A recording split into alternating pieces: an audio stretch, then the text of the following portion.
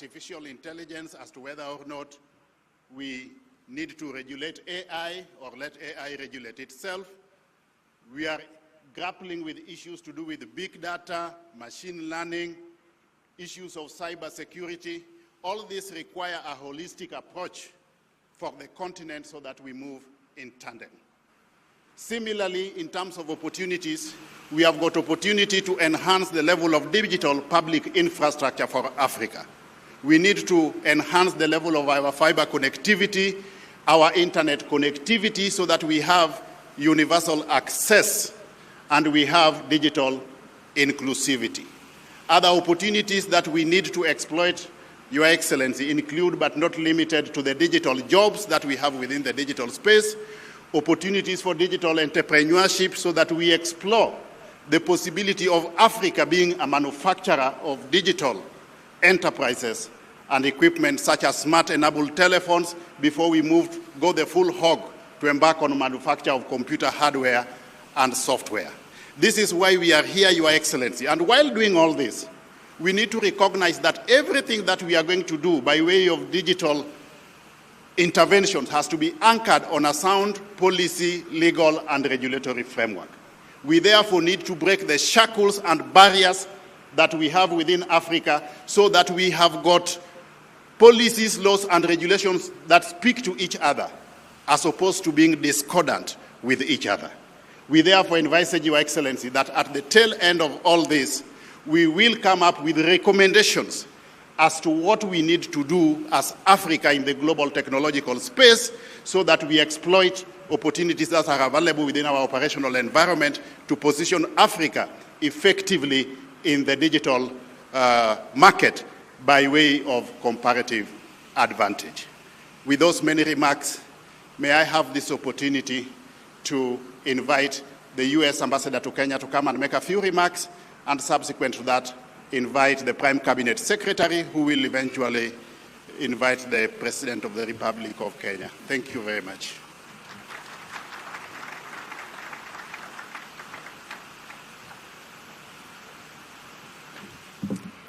Well, good morning.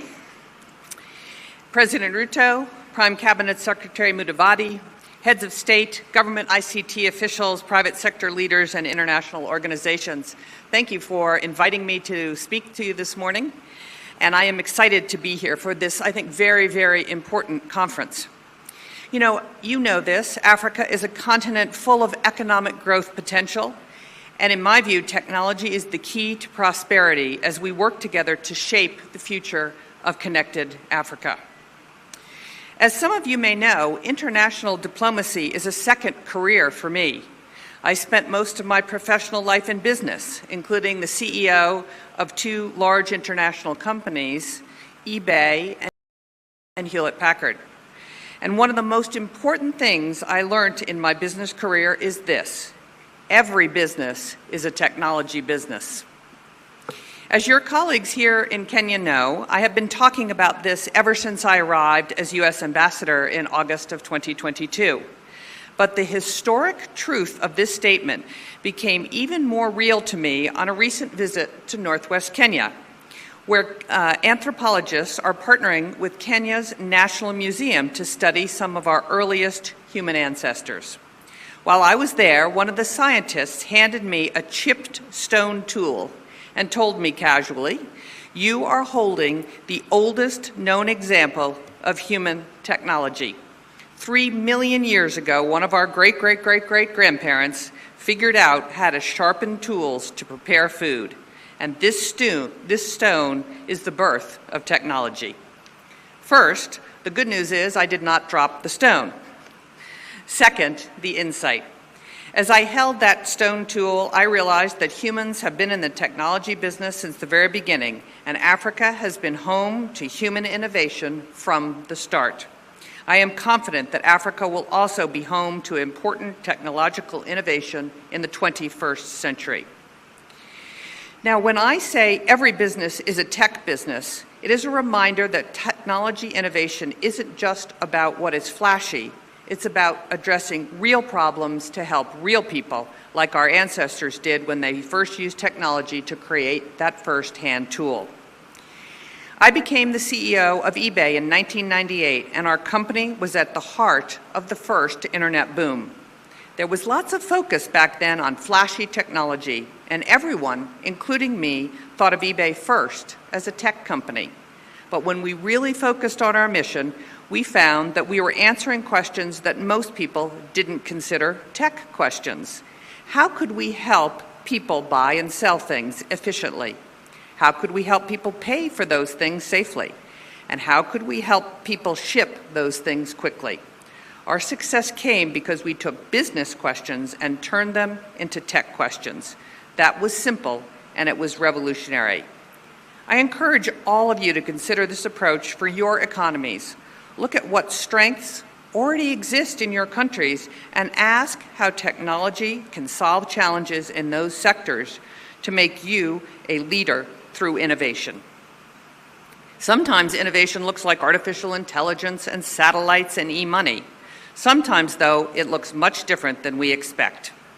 However, innovation always includes three elements: solutions-focused, it is specific, and it's sustainable. Being solution-focused is the foundation of shaping the future of a connected Africa. Technology must be purposeful, and I must say that here in Kenya, I have been impressed by the innovation solutions that Kenyans have developed for local problems. Sometimes in partnerships with American companies, but sometimes just from local startups. For example, one of the coolest companies I have visited since arriving in Kenya is a company called Zipline that operates in Kenya, Rwanda, Ghana, Cote d'Ivoire, and Nigeria. Zipline uses drones to deliver life-saving medical products to hard-to-reach areas. The company is based in America, but each African country it enters, it hires and trains a fully local team. This means that it creates a true partnership where engineering and technology solutions are driven from the ground up. Zipline saw a problem in medical distribution, and they used technology to create a solution. Innovating with technology also requires being specific. The solutions must matter to real people and make sense in a local context. The success of African economies depends on solving problems that are very specific to the local context. And at first glance, these problems may not always look like technology issues, but they are. Kenya is actually full of success stories of companies applying technology to aquaculture. I like to joke that we should change the name of aquaculture to fish tech, so that the industry gets more investment attention. But it's not completely a joke. Today, fisheries rely on cutting-edge technologies like GPS, data analytics, and artificial intelligence that have the potential to revolutionize fishing and make Africa the world leader. And it's not just fishing. In the 21st century, farming is not just farming, it's ag tech. Medicine is not just medicine, it's med tech. Finance is not just finance, it's fintech. And fashion is not just fashion, it's fashion tech. You get the idea. Whatever your country's specific strengths and challenges are, that's where technology can deliver the most impressive results. Finally, using technology to shape the future of a connected Africa must be sustainable. Technology innovation is not a one-time innovation. It requires constant adaptation that we must maintain over time. Many of you know over the past few years, we've been sharing a presentation called Why Africa, Why Kenya, that focuses on opportunities for U.S. companies to invest on the continent. As everyone knows, by 2050, 1 in 4 people on Earth and 1 in 3 working-age people will live in Africa. That demographic reality presents an immense opportunity, and taking full advantage of that opportunity means training African workforces so the continent leads in both producing and innovating. There are 2 other reasons that I believe Africa should be on every American CEO's focus list: supply chain diversification and green energy. The war in Ukraine and the COVID-19 pandemic taught us that we all need more diverse supply chains, and Africa can be the solution to this global need, and technology will be the key to that success. But when companies diversify their supply chains, they also must go someplace where there is renewable energy. And this continent has abundant hydro, solar, wind, and geothermal resources, and many of your countries are on the forefront of this sustainable change. For example, Kenya produces more than 93% of its energy from renewable sources. New technologies like artificial intelligence are super power hungry, and Africa is positioned to lead in this important power generation sector in ways that will impact the entire world. These are just some of the keys to shaping the future of a connected Africa. In my 2 years in Kenya, I've seen amazing examples of innovation in action, and I look forward to hearing about those developments across the continent as Africa takes on more leadership in technology in the coming years. Thank you very much.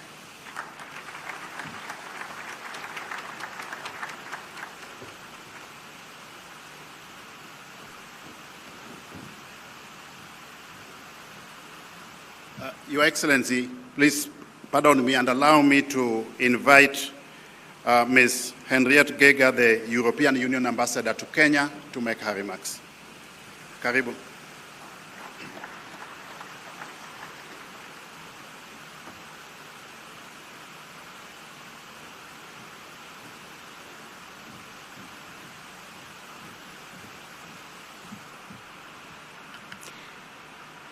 His Excellency President William Samoei Ruto, Prime Cabinet Secretary Ovalo, PS, ICT Ministers, ladies and gentlemen, all protocols observed. I have the pleasure to represent the European Union and its member states as a Team Europe at this Connected Africa Summit. We are here to harness the transformative power of digitalization for Africa. Impressive progress has been made in Africa, but we want to fully reap the benefits of the fourth industrial revolution, and technological advance is moving at lightning speed. The EU and Africa share a common vision as reaffirmed at the 6th EU-AU Summit, and the European Union strongly supports the creation of the African single market. We believe that our respective digital ecosystems can thrive through more cooperation at all levels and to make our societies more prosperous. Together, we can accomplish the development of a single digital market for Africa, where data can flow across borders freely, personal data are fully protected, and the private sector can leverage data value chains on the basis of clear and harmonized regulation. Data governance is a flagship also in our EU-Kenya relations. We are working closely together to make sure that data can flow safely between Kenya and the European Union, as well as between Kenya and its partners. In order to turn this vision into a reality, we focus our efforts on three fundamental ingredients. First, investment. Second, sound governance frameworks. And third, trustworthy partnerships. The European Union has created the Global Gateway Africa-Europe Investment Package. This is worth 21 trillion Kenyan shillings, or 150 billion euros.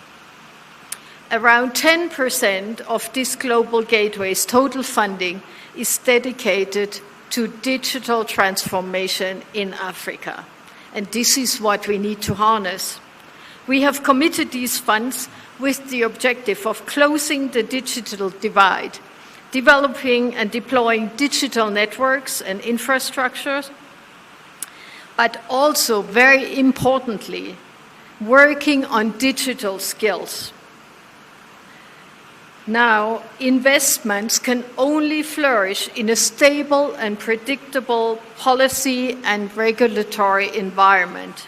So we need frameworks which both safeguards rights and spur innovation and entrepreneurship. Finally, trustworthy partnerships are the basis to all our work. One good example is the partnership between Team Europe and Smart Africa for human-centric digital transformation. Together, we shaped 5 thematic sessions and 4 workshops that will take place during this summit on data governance, connectivity, artificial intelligence, and e-identity. Building on this, we will continue engaging and planning to bring this partnership forward for the Transform Africa Summit that will take place in Nairobi at the end of August. We are in this together. Together, we will transform Africa and the world through innovation. Thank you, ladies and gentlemen. Asanteni sana. Thank you very much. Your Excellency, allow me to introduce from wherever they are my cabinet colleagues from other African countries. Please just stand up. I introduce you, starting with Paola there. Yeah, the ICT Minister for Rwanda, ICT Minister from Zambia, ICT Minister from Uganda, ICT Minister from Tanzania, ICT Minister from Zimbabwe, that's ICT Minister from Shawaya. And then from Congo, ICT Minister from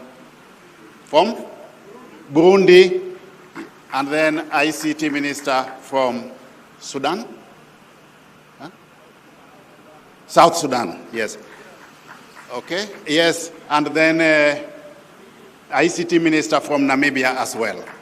Thank you very much for joining us over this important platform. Allow me, Your Excellency, with your permission, to give just 2 minutes to the CEO of Smart Africa Alliance, Mr. Lassina Kone. This is the entity that coordinates our ICT activities within the continent. Please, Mr. Lassina Kone, just come and make a few remarks for 2 minutes only. Yeah.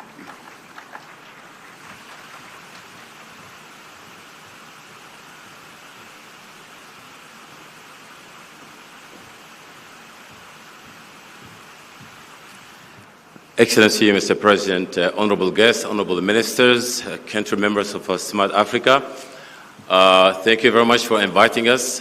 For this 2-minute remark, it's been really wonderful to find ourselves here for one good reason, that 10 years ago almost, Kenya was a founding member of Smart Africa, which was created in 2013. We grew from there from 7 countries. Today we are 39 countries, accessing about 1.2 billion populations. Digital transformation is no longer a choice. It's a necessity, just like a water utility, just like any other utility that we use at home. So this Connected Africa is an opportunity for all of us to see that a lot of our country members, ICT ministers are here to actually align our visions together. And in fact, the Connected Africa actually teach me one thing. I think this is probably the pilot versions of the Transform Africa Summit, which is going to take place on August 28 to 29. I'm inviting all of you to be present to really make this a remarkable event under the leadership of His Excellency, the President of Kenya. Thank you very much. Thank you, Lakuna. Allow me just to recognize the presence of the Member of Parliament for this region. Just stand up, Mr. Felix Oduor. He's the Member of Parliament for this constituency, sub-county. We also have our chair of the ICT Committee of the National Assembly, Mr. John Kiare. He's here with a number of team members of the ICT Committee. Just stand up, members of the ICT Committee of the, where we have Honorable Rene Mayaka there. And that is, Joseph from Keses. Yeah. And then also allow me, Your Excellency, to recognize the presence of the Secretary General of COMESA, Madame Shilebe Mpundwa Kapwepe. Welcome to Nairobi. With your permission, Your Excellency, It is now my distinguished honor and privilege to invite the Prime Cabinet Secretary to make a few remarks, then subsequent to that, invite you to speak to the audience. Thank you.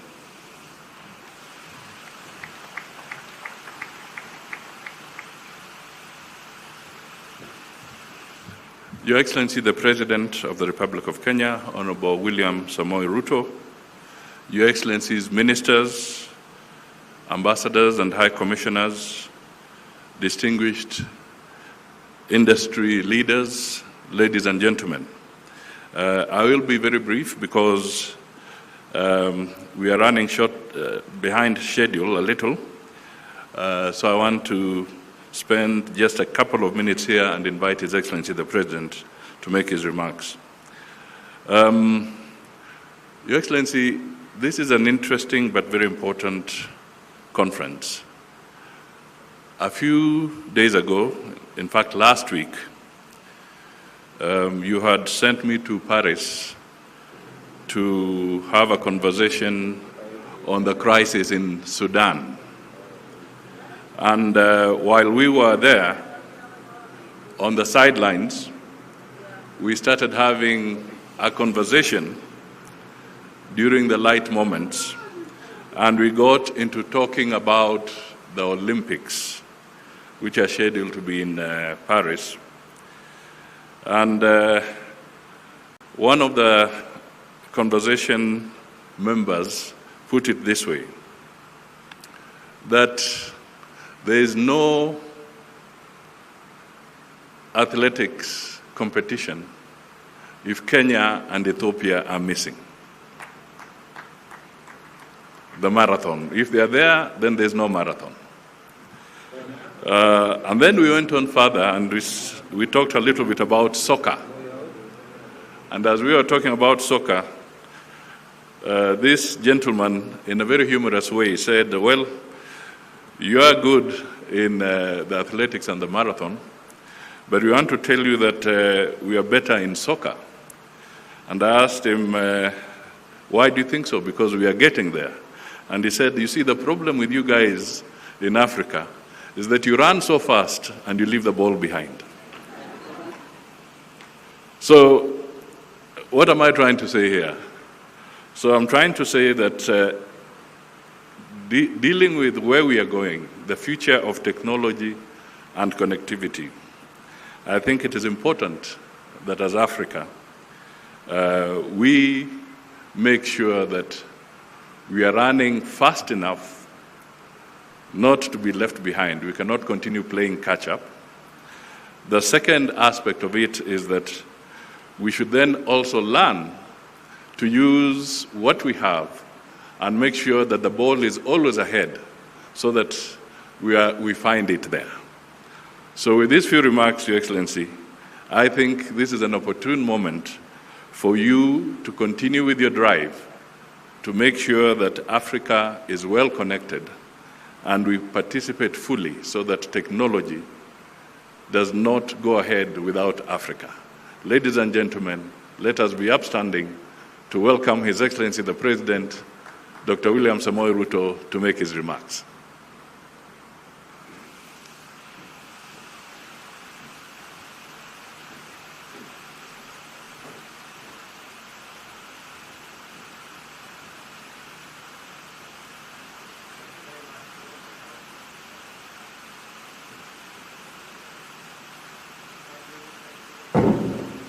Sorry. Thank you very much.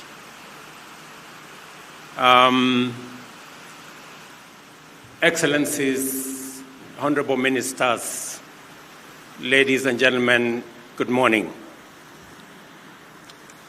On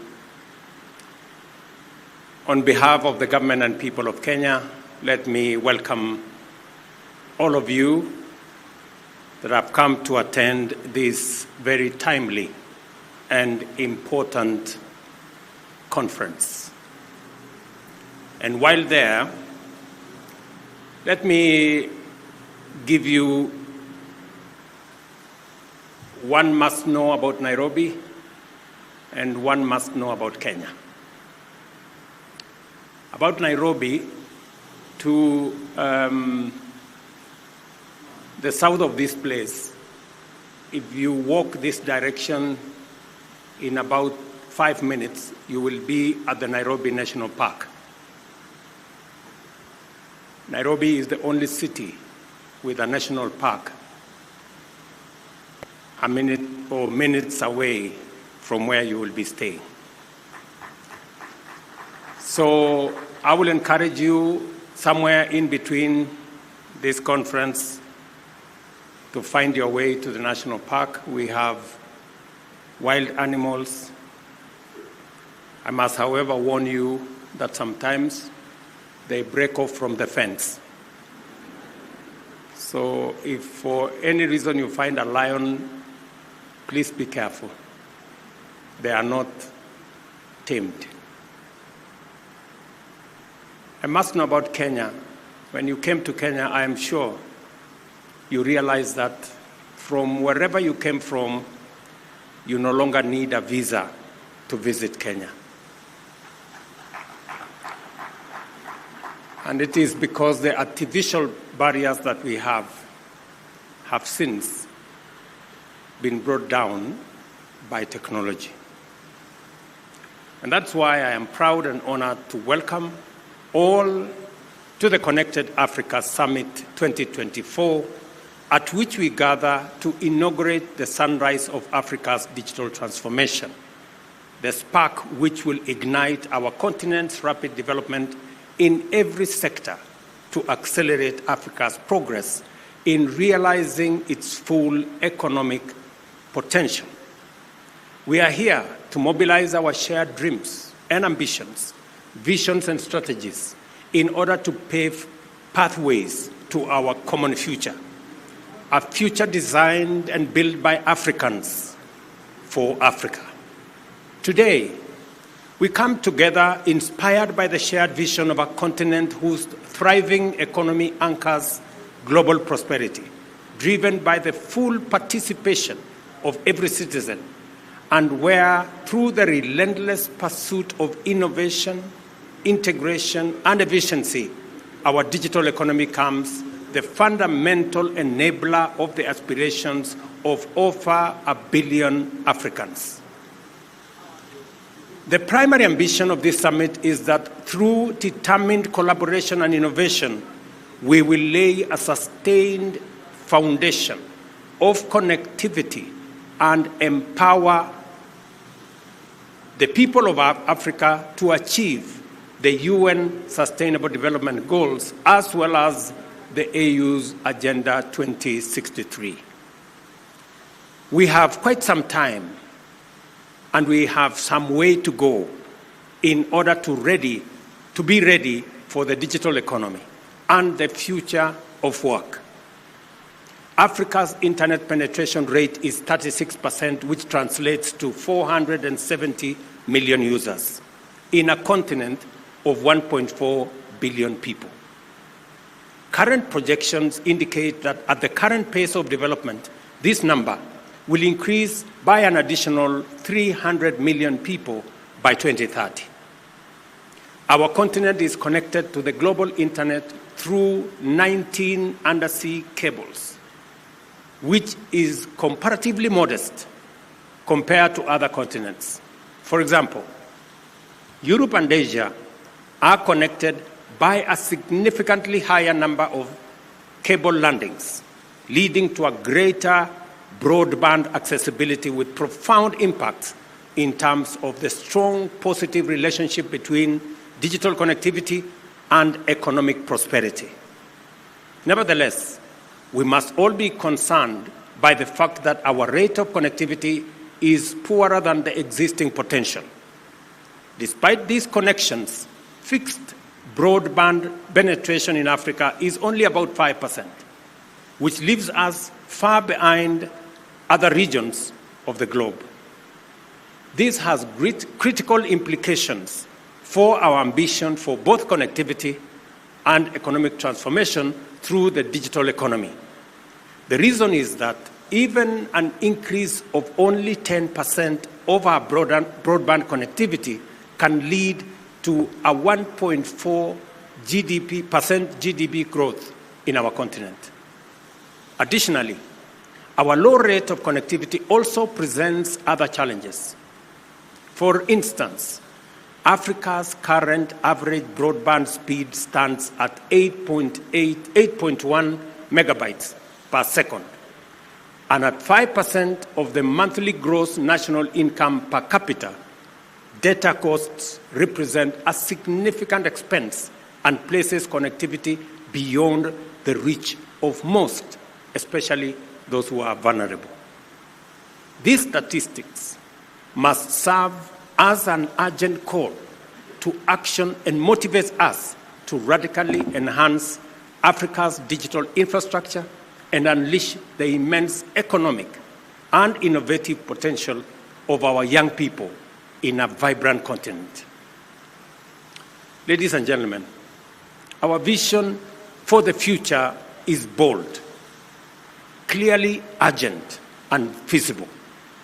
Under the African Continental Free Trade Area framework, we aim to harness Pan-African integration in order to expand our collective GDP from US dollars 1.7 trillion to US dollars 2.5 trillion by 2030.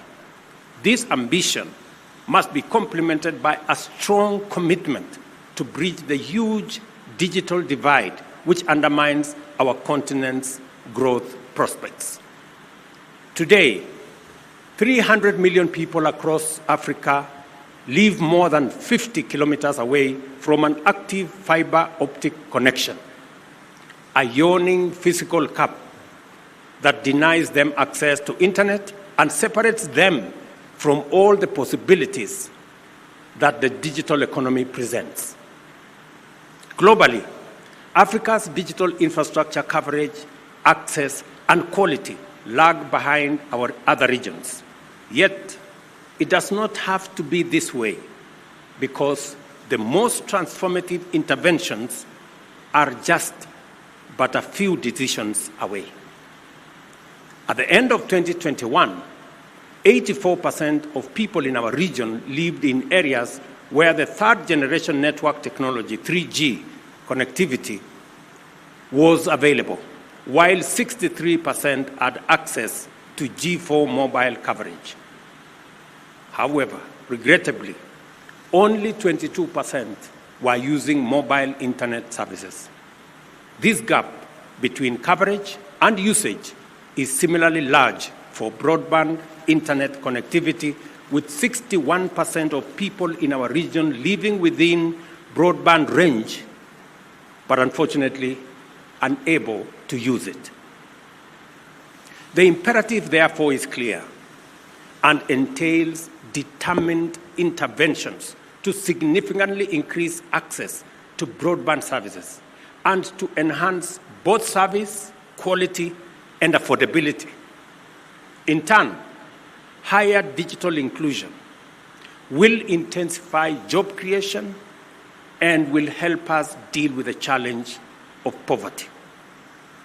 Beyond infrastructure, a thriving digital economy requires the presence of a sizable and highly skilled digital workforce to build on advances in digital technology and to drive innovation and productivity, thereby creating a dynamic ecosystem which ushers enterprises into the digital economy and enables them to scale up successfully.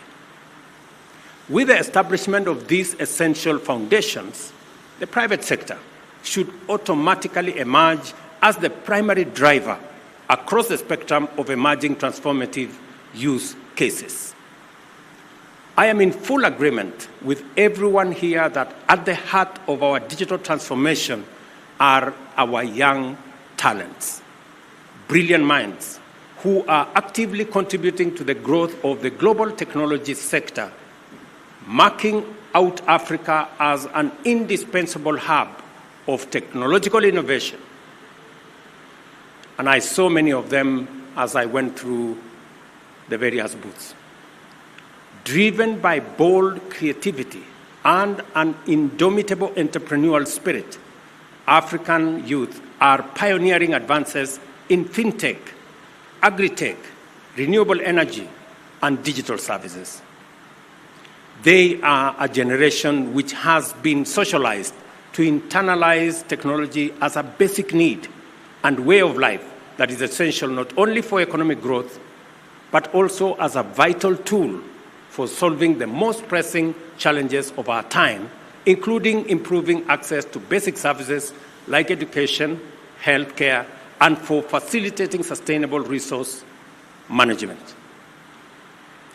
I speak about young people in Kenya because I see the tremendous potential that exists.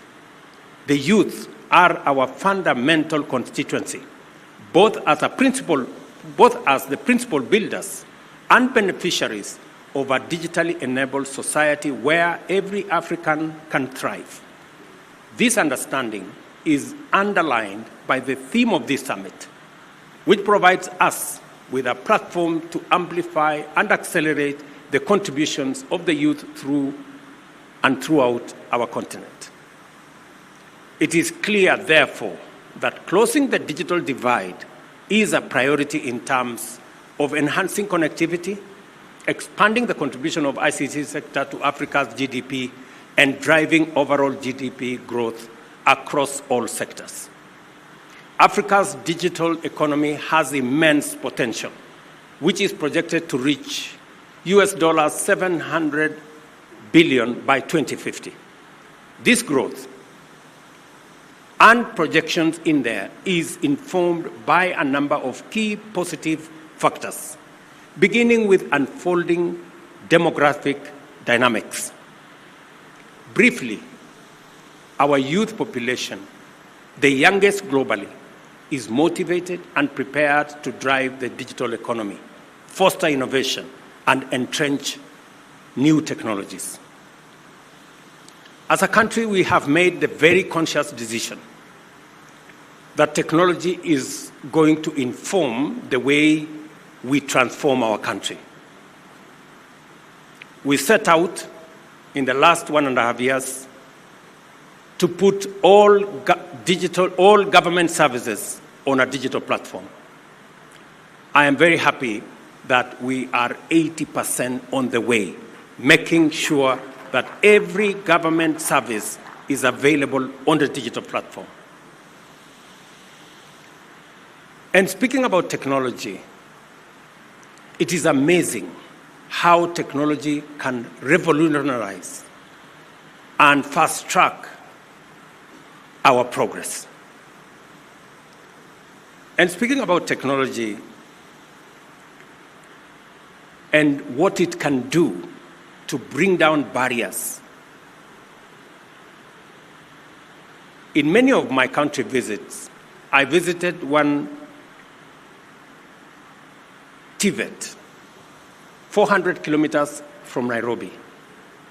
And I will give you an example about what internet connectivity, technology, and the youth, the connection, the power of that connection, what it can do for the transformation of our continent. I went to a TVET in Kaiboi, in Nandi County, 400 kilometers away from Nairobi. And I met this young man, Brian. And Brian gave us his story, and he was sitting in front of a computer. And he said, after many things, that he takes 2 hours every day to work on his computer because he has digital skills and has been connected to a digital job.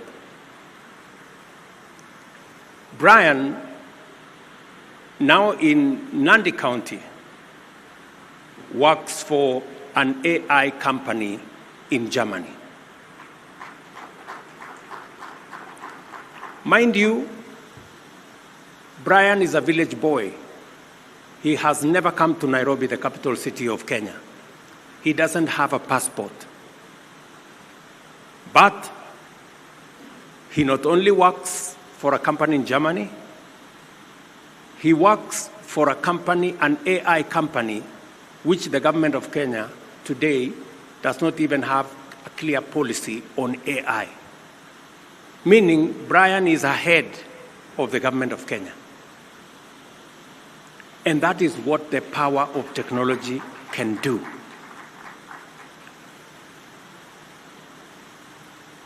In the last 4 months, again, if I give you another example of the power of technology and the digital space. In the last 4 months, we have distributed 2.5 million bags of fertilizer to close to 500,000 farmers in Kenya using an e-voucher that has eliminated cartels, roadblocks, bottlenecks, and has made the distribution of fertilizer efficient. Because of the e-voucher last year, which we used to distribute our fertilizer, and the efficiency it brought into our farming, we increased our production by 50% last year. Let me give you another example.